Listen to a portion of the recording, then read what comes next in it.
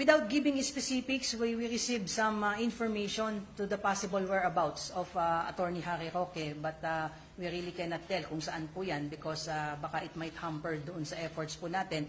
And lahat po ng information po na nare-receive po ng PNP is being coordinated po sa Congress Sergeant at Arms because remember, they were the ones who are should be implementing this arrest order. Ang PNP lang po will be limited in providing security. But just the same, ang PNP po ay tumutulong na rin po sa pag-validate ng information on the possible whereabouts po Attorney Harry Roque. And we keep on appealing to him to respect this process. Anyway, he's a lawyer. Alam naman po niya yung kanyang mga legal remedies. He can question the jurisdiction of the Congress, and he even questioned how the proceeding is being conducted by the Congress. But then again, at the end of the day, he is a lawyer. He should know that nobody is above the law, and we should respect these court processes and even processes na ilalabas po ng Congress po natin.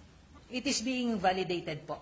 Yun po yung sinasabi ko kanina na there are informations coming in na that should be vetted and validated at without giving too much details po kasi for sure baka nag-monitor din po siya mismo or yung ibang mga kakilala niya. And we also would like to remind dun sa mga nakakakilala at posibleng nagkakandong at tumutulong kay Harry Roque, they may be facing criminal charges once proven na alam nilang pinaghahanap na po si Attorney Roque and yet they are providing aid to evade this process po.